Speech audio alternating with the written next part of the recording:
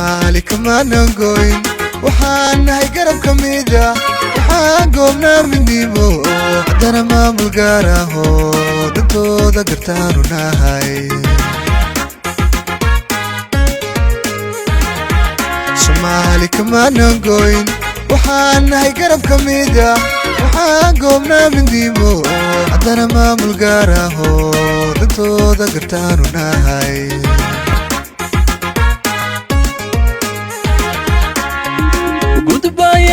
waxaanuga socdaa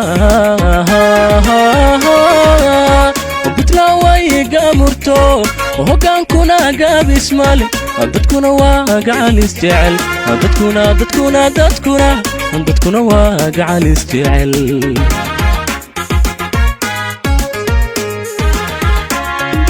gudbaaye waxaanuga socdaa Puntland way gaamurto hogaankuna gaabis male dadkuna waa gacalis jecel dadkuna waa gacalis jecel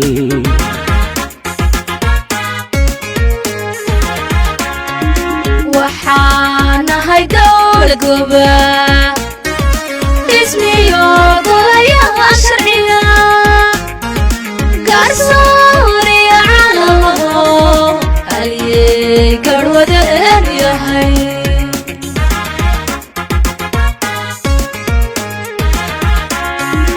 waxaan nahay dawlad goba ismiyo golayaha sharciga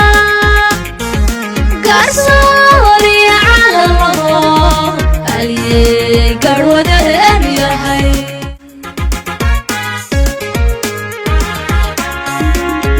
Somali kama nangoyn waxaan nahay garab kamida waxaan goobnaa midnimo haddana maamul gaar ah oo dadkooda gartaanu nahay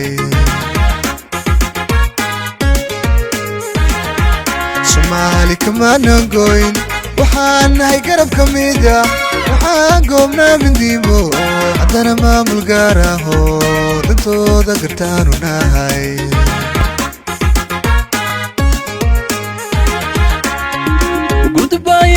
waxaanuga socdaa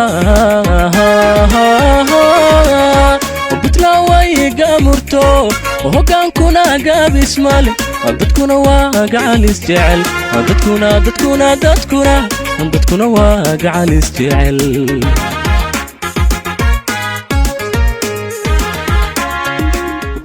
madaxweynaha dawladda Puntland mudane Siciid Cabdilaahi Dani iyo wafdi balaaran uu hogaaminayo isugu jirta golayaasha kala duwan ee dawladda Puntland oo ka soo ambabaxay maanta Garowe ayaa halkan lagu soo dhaweeyay maanta garoonka diyaaradaha ee magaalada Muqdisho ayaa si weyn loogu soo dhaweeyay waxaan u mahad celinaynaa mas'uuliyiinta dawladda federaalka ee Soomaaliya ee golayaasha kala duwan ah iyo maamulka gobolka Banaadir sida wanaagsan madaxweynaha u soo dhaweeyeen iyo wafdigiisa iyo waliba qaybaha kala duwan ee bulshada dhalinyarada leh ee haweenka leh ee nooc walba bulshada kamid ah oo iyana dabcan soo dhaweyntaasi qayb ka aha